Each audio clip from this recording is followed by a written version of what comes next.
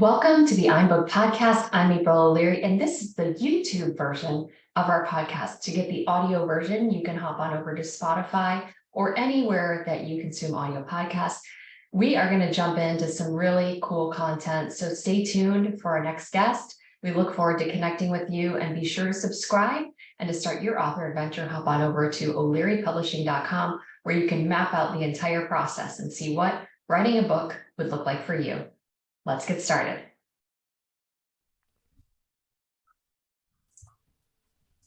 Welcome to the I'm Book podcast. I'm April O'Leary, and I'm super excited.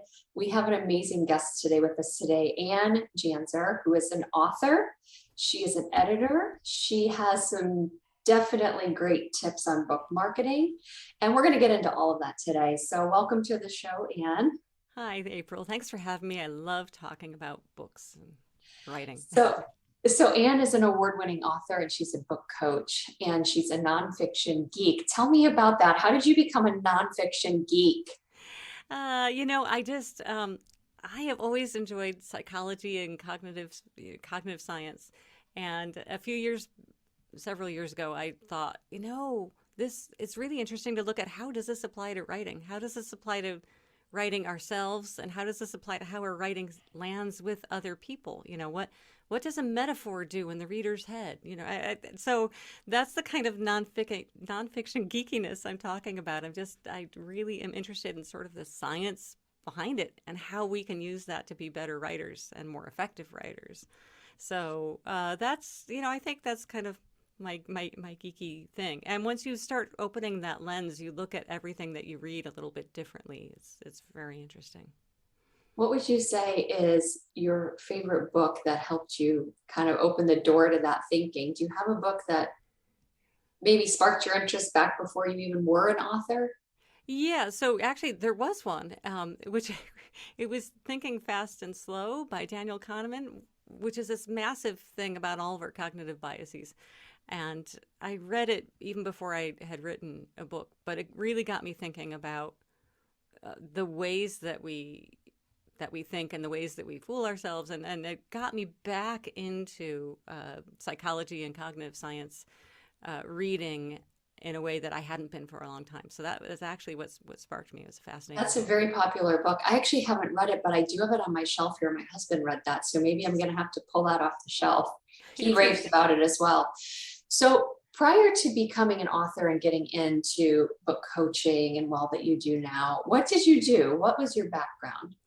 I was in marketing, and I was, for most of my career, a freelance marketing consultant, which pretty much meant I was writing thought leadership, and I was writing lead generation, and I was writing blog posts in the name of the corporate executives and things like that. So I was writing always in somebody else's voice, always in the voice of a brand. Maybe it was a hip, edgy brand, or maybe it was a very solid, staid, trustworthy brand. So I was this chameleon. Okay, I was a writing chameleon. But it did make me learn how to really optimize my writing processes, because I just charged on a project basis. I didn't want to track my hours. That's just not the kind of person I am. So I realized I really had to learn how to be as efficient and effective as possible. So that really sparked also part of my interest in the psychology of writing, and how do we be more creative and more productive without driving ourselves nuts as writers. We definitely don't want to drive ourselves nuts, that's for sure. Although writing can feel that way sometimes, for sure. It can, yeah. And you were just talking right before we started this recording, I asked Anne how she worked with potential authors and how she structured her sessions with them and all of that. She said sometimes she gets manuscripts, sometimes she works with them in the process. So how do you find authors typically relate to their own work, especially when it's their first book? Do you see certain fears or patterns or things that surface that you coach them through regularly? Yes, yeah, there are definitely repeating things. One is there's sometimes just anxiety about the book, right? I'm writing a book, and suddenly someone who's a prolific blog writer and everything freezes up because of the book. So we break it down into pieces, and we say, no, here's just the next step. Here's the next thing. And so that's one thing that people often do.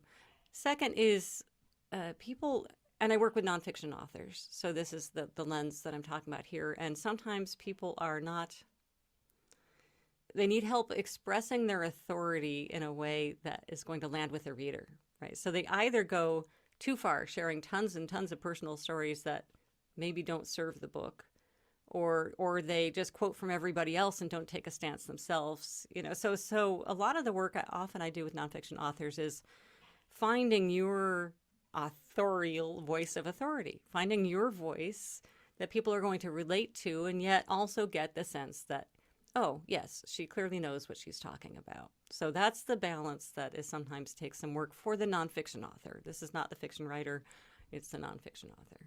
Right. And it's interesting too, because along those lines of thinking, I've heard there are different ways to lead people. You're sometimes leading someone because you're in the trenches too, and you're sort of holding their hand side by side, Yep. walking them through something, but you don't necessarily have the answers further down the road yet.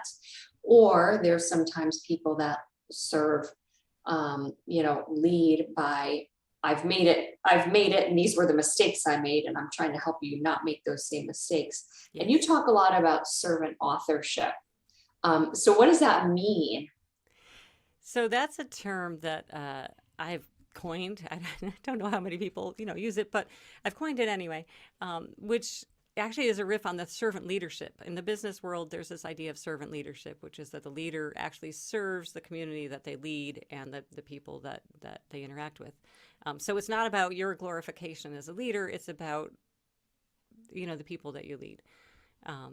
And I think that servant authorship is its correlation for authorship. It's identifying an audience that you really, really want to serve with your book or your blog or whatever it is you're writing, and then saying, well, how do I best serve their needs? And it sounds, so obvious. It's like, well, of course you're doing that with your writing, but it's harder than it seems, because the world is constantly saying, oh, how much are you going to make? What are you going to look like?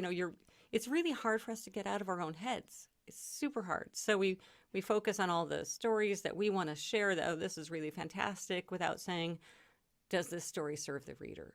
We think about, I want to write a book that's this thick and everything, because my colleagues all have books that are this thick and they look like this, and this is what all the competitors are doing, without thinking, yes, but does that serve the specific audience that I'm trying to read? Mm-hmm. So the magic of it is, it's like a touchstone to refer to in your process, everywhere from first envisioning the book to publishing and beyond, right? It helps you with all of those decisions. I mean, April, how many decisions there are involved for an author to get a book out into the world. Like a lot. A lot. We won't put a number on it, but there's many, many decisions. And those decisions can be overwhelming for authors. That's actually one of the reasons I think people kind of freak out about a book. It's like, there's so many decisions. But when you say, but wait, I'm a servant author, this is who I want to serve, this is why, suddenly a lot of the other options fall away and your path becomes clearer, which is really super helpful. Yeah. Super helpful. And one of the things in working with authors that we've found is when people think that their book can serve everybody. Yeah, that's all the time. It's so hard for us to pick that community we want to serve. So people think of it as a subtractive thing. Well, if I'm serving this community, I'm not serving everybody else, and I want to serve everyone. I want to make the biggest impact I can. To make the biggest impact you can, you need to really serve a specific set of people really well. And it doesn't mean that you're pushing other people away, but it means you're putting out the welcome mat for a very specific people. So instead of like eliminating people, think about welcoming people. So flip your mental thing. And the example I'd like to give is Marie Kondo's book, The Life-Changing Magic of Tidying Up. Yeah. So she wrote it for people who are willing, I swear, to take all of their possessions, put them in a heap in the room, and sort each one asking, does it give me joy? I'm guessing that a very small percentage of the people who read her book actually did that, right? But, I mean, come on. But when she met the needs of the people who really wanted to do that so well, they all shared the word they all spread the word, and the thing took off. And obviously, it's reached a much broader audience. And she didn't write it saying, well, maybe you don't want to take all your possessions. Maybe just do it with a drawer. No, she did not say that. She said, take every item of clothing that you want, put it in a pile. She did not try to reach everybody. But in being very specific, she did reach a broad group of people. So there's your lesson of how this works. That's a great point. And for her, in her personal life, I would assume if I went to her house right now, she has executed that with near perfection, and somehow along the way decided that this process that she shares in her book was beneficial to her, and therefore she wanted to put it in a book to get it out to others. And that's sort of the experience with nonfiction authors a lot of times, is they found something that works in their own life, and now they want to share it with others. And it's disingenuous, of course, to try to promote some message. If you went to her house and it was a big mess, we might be very disappointed and confused. We would be. Yes. It needs to be. It's important as an aspiring author to think about, what are the things that I have, and I'm saying mastered in quotes, in my own life, the problems that maybe I faced before that somehow I figured out, and realizing there are people that are still in the previous iteration of where you used to be. Yes. And those are the people possibly that might be the ones you can roll out the welcome mat for. Exactly. And that's a very powerful, even your past self is as an avatar of someone to roll out the welcome mat for is very powerful. So let's talk about your first book, your very first book. What was your first book? My first book was called Subscription Marketing: Strategies for Nurturing Customers in a World of Churn. So this was based on that marketing writing that I've been doing. And what happened with this one was I looked around and I said, the whole world is shifting to a subscription model. And that fundamentally needs to change the practices of marketing. They have to pay attention after the sale and continue to nurture value in their customers if they want to stay relevant. And yet every marketer, every client that was hiring me was like, no, we're all about lead gen. So I wrote the book out of a sense of frustration, out of a sense of, hey, there's this thing. And, April, I ended up thinking, how can everybody not see this? It seems so obvious, right? It seems so obvious. This was in January 2015, it was published. It's like, I got to do this quickly because no one's done it yet. And I got it out there. And of course, it took a long time to build and all of that. But it was transformative in a lot of ways. First of all, it got me hooked writing books. I realized that I really, really enjoyed this and that this was a fantastic and fun project. And I also saw the impact that a book made. I mean, the market I was reaching for, interestingly enough, which was, tech marketers at big corporations. It was a collective yawn from them. But a bunch of other people, like customer success people and entrepreneurs and the growing subscription box company, their market, they all just, grabbed onto this book, invited me to conferences. It was like, well, this is really fascinating. So sometimes, you do a book and you learn from publishing the book, and then you go out and you talk about it and you learn even more. So I did a second edition, and then I did a third edition because I kept learning about the book. But it was really, it certainly changed my life. And had I wanted to make a career just consulting on marketing for subscription businesses, I could have at that point, because I was getting a lot of offers and a lot of suggestions. So that was also an insight into the power of a book like this on a career. It's amazing to think about. And we've seen this happen with a number of our authors who write a book, and then all of a sudden that book starts to open doors to other opportunities, because now you've put your name on the map. So prior to that, as you said, you were writing in other people's voices, you were the writing chameleon, so it wasn't, your name out there promoting your work. You were doing all the behind the scenes for everybody, but you saw that if you could put this together in a book, then now you became the authority. Yes. And I've seen that time and again with people I've worked with who, are experts in very specific niches. One woman did consulting on customer onboarding, which is, again, a very specific I'm going to call it geeky topic. Shh, don't tell Donna I said it's geeky. But, she would embrace that. But she published this book, and now she is the authority on customer onboarding. She is speaking, and it's elevated her consulting practices, it's elevated her presence. So it's fascinating what having the courage to put a well-written book out there. I mean, the book has to represent you well, right? You need to do the research. You need to, but having the courage to do that really elevates and can change your life. But so to pair this, because I'm talking about the effect on you and servant authorship, when you really focus on meeting the needs of the reader, that's when the follow-on effect is the elevation of your own presence. If you're doing it all, it becomes a win-win, the classic Yes. Stephen Covey win-win, right? We go into the project thinking more about the reader and how what we know can serve them. And then if we do a good job, as you said, from the editorial, which is key, you can put a book with a nice cover together, and if the editorial stinks, people won't read it. That's right. Or you can have an amazingly well-written book that's in terrible packaging, if you will. Oh, yeah.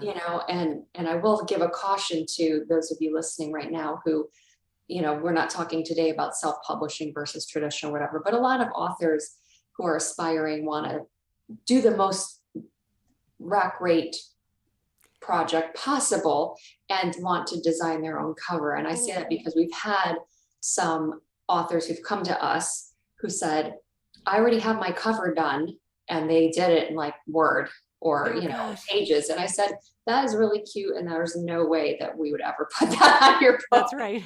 So you have to have the whole package put Absolutely. together in a way that's going to represent you excellently, as you said. So you had this book in 2015, which, again, what I thought was interesting as well, as you said, who you thought it would serve, it was a collective yawn, but it found its way to the people who needed it. So do you think that's kind of common, where authors have this, my book is meant for this type of person or community, and then it kind of finds its way somewhere else? Yeah. I like to have the metaphor of, being a big fish in a small pond, right? So we talk about choosing your audience. So I went out thinking, this is my pond. But it turns out, and there were a few fish in there, but some of them swam to a neighboring pond, which was full of fish that wanted this particular book, So that's, again, I was serving my audience as well as I could. And then I was listening, so a book is like a beacon, right, that you put out in the world, and it attracts people based on your message. And if you listen and pay attention to who comes, then you can actually, I did a second edition that changed it. I've talked to other authors who have done a book, and then people come back and say, but yes, I really want this. This one woman, Michelle Wucker, wrote this book that was about policy called The Gray Rhino, and everyone kept saying, but this is how this applies in my personal life. And she's like, this is not a self-help book. But so many people came that she wrote one that is more personal called You Are What You Risk. So you listen to your audience, see what they come back and tell you. It's not really a one-way, it seems like a one-way conversation, but if you really are out in the world with your book after publication, there's a lot to do. And if you're really listening, you can learn some really, really interesting things. It's a lot of great points there, and so much we could rabbit trail and talk about, but I really want to get to this survey that you did about authors, for authors, back in 2020. So I understand that you surveyed 400 authors about what they would do differently. I am curious what kind of answers you got from that. So I did this survey of 400 some nonfiction authors, and a lot of it was like fill in the blank questions, but these were open-ended questions. It's like, what was the biggest surprise? What would you do differently? What advice would you give? And so, of course, they're authors, so I got these long answers, tons of text. It's like, oh, how am I going to quantify this? But when I looked at it, and I have to see, I think about 25% of the comments that came back of what they do differently were about marketing. And also, biggest surprise, marketing. A lot of people go into it thinking they're going with a traditional publisher, for example. So clearly marketing's taken care of. It's like, you and I know that, but it's still a rude surprise to many authors. Every author, I don't care how you're published, You know, barring being Stephen King, you know, the rest of us, marketing is on us, right? That's what it is. And you know, depending on how you're published, you have different tools and different strategies available for marketing. So what makes sense for someone published with one of the big five may not make sense for someone who's indie. You have other options, right? So marketing was one of the biggest surprise. And the other thing that people said they would do differently had to do with time. So one says, I should have given myself more time to research, or I wish I'd given myself more time for revision, or I wish I'd taken more time. And one person said, I wish I'd written it 10 years ago. That was an interesting one too. But so time was an interesting thing. Either people felt like they rushed a little through it, or, you know, that they wished they'd gotten on it sooner, which is sort of an interesting set of things. But when I asked people, did writing the book meet your professional expectations, and did it meet your personal expectations? Two separate questions.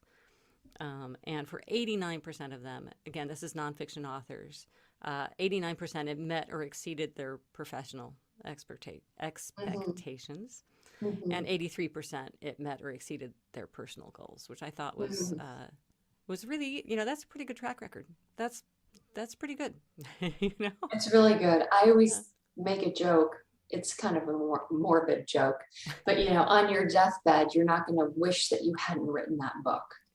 I think most people regret the things they don't do. And so writing a book, you know, if you've ever thought I should write a book, or someone said to you, wow, you're so interesting, or you know so much, or how did you know that, or you've been through such a hard time and come through, you should write a book. And the truth is, you won't regret it if you do it, even if it's just a therapeutic process. And for some authors, the process of writing, working with an editor, getting a book together, completing such a monumental task, that is a huge reward. That's a huge feather in your cap, whether you sell 10 copies or 10,000. Absolutely. I mean, I think writing a book is always a growth process. It's always transformative. I mean, I'm not one of these people say write a book in a weekend and you'll be a millionaire. I think that's completely missing the point. Right. If you did it with no work, then you have no growth. Right.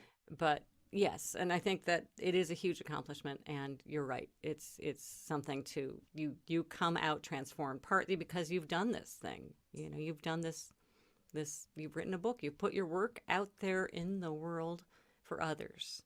And you know, it's speaking of writing books, because you have written a number of books, but your most recent book, Get the Word Out, write a book that makes a difference. Let's talk about that. So first of all, really catchy title. I love it. Thank you. And how did you come up with that title and that idea to write a book about getting the word out and writing a book that makes a difference? Well, you know, as we've been talking about, I love working with authors who are focused on the impact that they can make, right? And I think there's a lot of books out there on how, you know, write a bestseller, do this, you know. And I really wanted to get to this idea of servant authorship, of how do we make an impact with our work? And in the book, I interviewed and I shared stories with of you know, maybe a dozen or more authors who you may not have heard of. Some of them you have written books that are probably on, you know, a lot of people's shelves, but others are very specific and niche. And I wanted to share those stories because of the very thing we talked about, the impact of a book on a specific community, a specific person. So I shared stories from, like, you know, Kim Scott, who wrote Radical Candor, and she's, you know, her book has done phenomenally well, but then she heard from authors and wrote Just Work. You know, she changed her course based on what she heard from readers. So I shared a bunch of those stories, and then I got to the practices of how does the servant authorship guide us. And I did that because this was so fundamentally useful to me in my writing process, to focus on serving the reader. And I see other authors doing it so clearly and so well. So I just wanted to pull out and highlight that and use that to support people who are approaching a book for the first time and feeling overwhelmed by the magnitude of choices. I'm not trying to say it's going to be quick and easy, but I'm super encouraging cheerleading. That's my MO. It's mine too, actually, because I think that, like you said, earlier, and it might have been before you pushed the record button, actually, when you work with the authors you're working with, it's not about looking at the magnitude of the project. It's what's the next step? Yes. What's the next thing I could do? Mm-hmm. And like the old saying, how do you eat an elephant? One bite at a time. How do you write a book? Yep. One outline at a time, or Yep. one chapter at a time, or 100 words a day at a time. It's like whatever you need to do to get your thoughts out there. Yeah. And it was funny, I was just eating lunch with my husband. We talk about the oddest things sometimes. And he said, I wonder if anyone's ever studied whether someone would be more efficient writing a book on a typewriter or on a computer. Because if you wrote on a typewriter, you'd really have to think things through first, versus if you write on a word processor, you can move things around. So we went down the rabbit hole of this, and I thought, obviously it's so unique for each person, and probably no one listening to this even owns a typewriter. Yeah. But the point is, I guess, it doesn't matter, because you have to be willing to put your words on paper either way. Yes. Yeah. Yeah. Right. Exactly. And you can always rip a piece of paper up, or you can press the delete button. I guess you don't have the copy paste, moving text around edit functions on the typewriter, but it's a moot point. The only point being is that write the words on the paper, however that is, with a pen, with a typewriter, with a computer, work with an editor, have an outline, understand who your reader is and who you want to serve. Yeah. Those are some of the things that are so doable. Yes. If you just take it step by step. Yeah, I think if you break apart the writing process into its component, I wrote a book called The Writer's Process about how to break it apart into its component things so that you don't freak out and get overwhelmed, because it's all different mental processes that we bring. The creative process versus the critical one that's tuning the words. Just break it into its steps and do it. I used to stand at the top of I used to ski with my dad. I remember standing at the really top of a long, scary looking run, and he says, "Anne, a mountain is just a series of hills." I'm like, "So we'll ski to there." I'm like, "Okay." And that's how you approach a book. It's That a series of is a great hills. way to think of it. Yeah. You're absolutely right. And you can always sit on your butt and scoot down a little bit past the steep part if you need to. It's okay. Precisely. So with all of your experience as an editor, as a writer for other people, and now a coach, developmental editor working with people on their own manuscripts, you have your own vault of wisdom. And for those who are listening, this is a time to really pay attention, because Anne has some things to share. And I would ask, what advice would you give to someone who's on the fence about writing a book? So again, I'm going to go back to this idea of servant authorship, because I think you're going to find that if you can ask these questions, it will unlock the path for you. And even if a book is the right thing, maybe you serve your audience better with the podcast. It's going to depend on who it is. But think about a population of people that you do want to serve and how you can bring something to them. And then you can think, well, what do they need? Do they need personal stories? Are they going to need data? Are they going to people who need data? Do they need convincing, or do they need encouragement and support? And kind of follow that path through, and then see if you can envision something that you can create that's going to meet those needs. It's a wonderful way to approach the work, and you may not get it done in 1 hour. You might need to come back and revisit and spend a week or two free writing and thinking about, well, but wouldn't it be cool if they had this? Would they really like this? You may need to spend some time with that. Mm-hmm.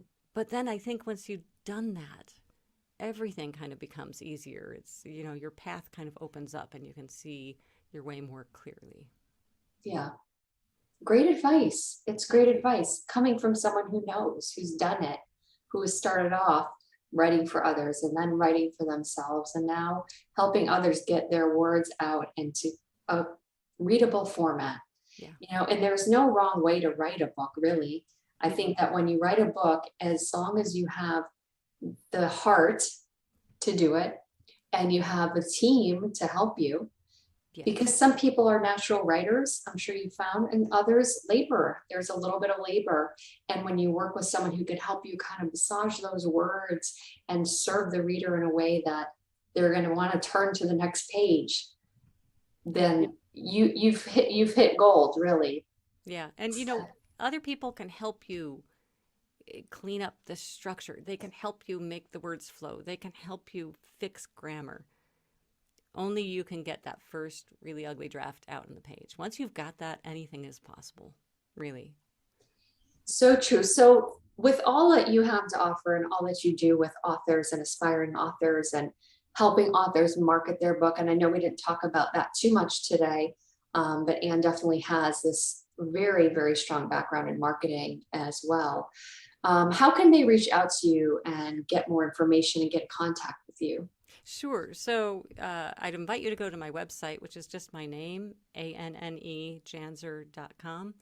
And there's a contact form there, or you can just email me, which is Anne@AnneJanzer.com. Just don't forget the silent E on the Anne. That's Anne's with and E I'll be is a sure very to put that in the show notes. Fantastic. So for all of you listening who are chomping at the bit, wanting to get her books and get a consult and kind of bounce your ideas about your book, possibly with someone who's got experience in the field, I encourage you to reach out. Don't let your fear of lack of authority or lack of writing skill or even confusion about how am I going to get this all done stop you from really reaching out. I always say, it doesn't hurt to get more information. Yes, always. So by talking to someone who can kind of lay out the plan and say, this is what it looks like, then you can make decisions on whether you want to move forward or not based on reasonable data. Yes, exactly. And I'll also share the link to that survey. If you want to go through and look at what other authors said about, what they struggled with, what they learned, I'll share a link where you can get the survey results. And you might find that encouraging as well. That sounds perfect. And I can put that in the show notes as well. You'll give me that for the show notes? Absolutely. Amazing. That would be awesome. So thank you so much for your time today. I so appreciate you coming here and being a part of the I'm Booked community where we serve authors, aspiring authors, and those who are with the book in hand and wondering, what do I do next to grow their platform and to grow their audience. And as you said, servant leadership is really the way to go. Servant authorship, I should say. So thank you for your time today. And I look forward to connecting with you again in the future. Thanks so much, April. Great conversation.